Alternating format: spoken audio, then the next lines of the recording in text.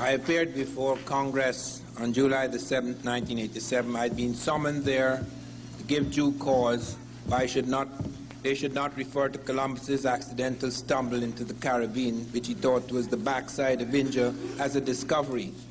I remember when I entered the chamber, this gentleman, head of the Quincentenary Commission, came up to me and said, "You don't mean to say you come here to say Columbus did not discover America?" I said, "Yes." He said, "You must be mad." I said, "You look mad to me too." As a result of my presentation, Congress decided to delete the word discovery from official documents.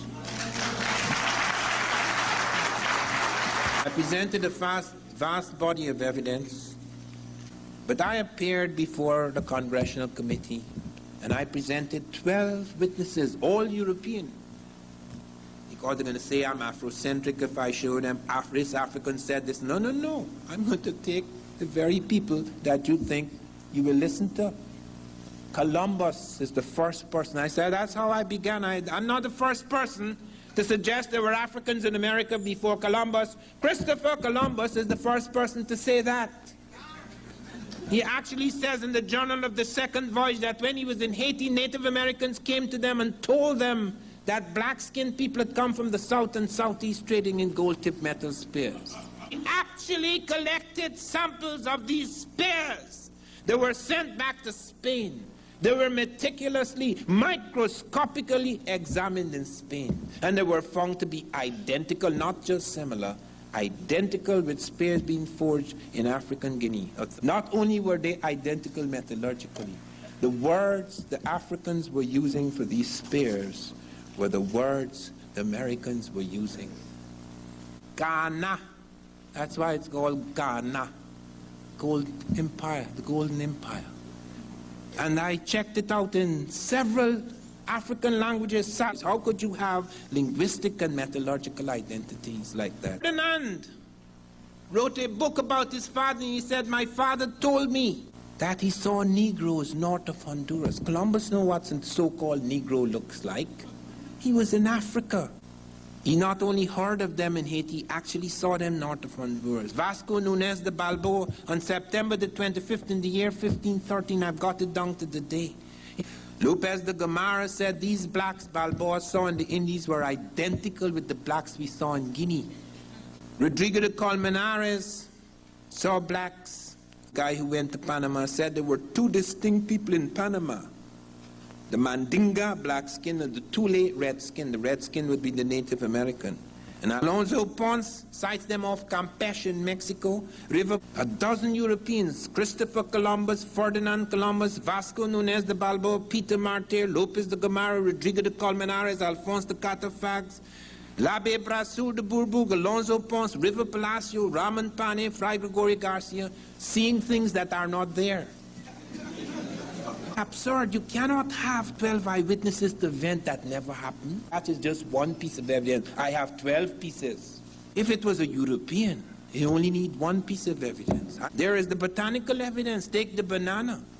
We use the word banana for the banana, but that's not the African word for the banana. The word for the banana is bakoko in Africa.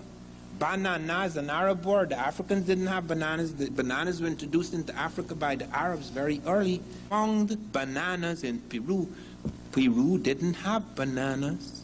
If they were eating the banana, we'd find other kind of evidence. And the word for the banana in Peru is the same as the word for the Africans have. So I started checking out the words in Peru. How did this banana appear? They don't have bananas at that time in South America. And found in Galibi, it's bakuku. In Oyampi, these are all South American languages. Have bakuko, bakuku, bako, bako, me, bako, ba, bako, ba, baho. Can't happen unless you have a connection, a very early connection. And then comes the oceanographic evidence, because most people say, here is Africa and here is America. How could the Africans cross? They discovered 3 currents of Africa that take you automatically to America. Once you are caught in those currents, you have to come to America. Whether you have an engine or not, the water is the engine. And it's exactly where those currents end that we find the African presence. It goes to Mexico. It goes to Brazil.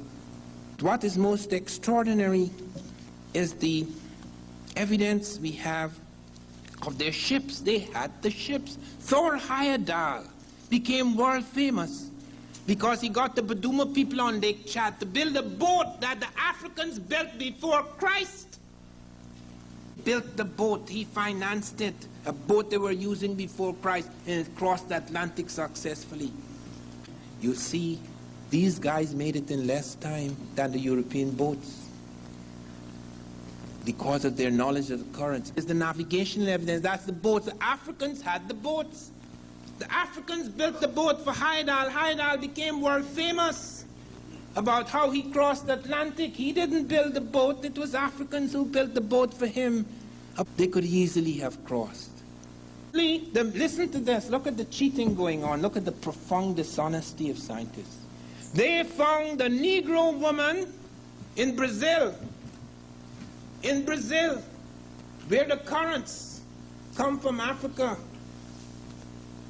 They found a Negro woman in Brazil, 12,500 years old. Now, Negroes always came from Africa, but it was so embarrassing that they suggested, yes, it's a Negro, but it came from Asia. It is absurd. They found 2 African skeletons in the United States Virgin Islands at Hull Bay, St. Thomas. These skeletons were found in a strata or layer of earth which is datable 1250 AD, 2.5 centuries before Columbus. They took me to a rock pool at St. John. That was St. Thomas where they found the skeletons. They took me to a rock pool at St. John's in the Virgin Islands. And as I was preparing to leave, the light of the sun shone on the rock, just above the rock pool. And I looked down and I saw a strange formation, dots and crescents. And I said, nature cannot do that. And I cleaned the rock and I photographed it. I sent it to various parts of the world. I sent it to Africa. So someone in Africa, in Ghana, said it's the Guyaname sign. And I said, send me evidence of the Guyaname sign. And he sent it to me.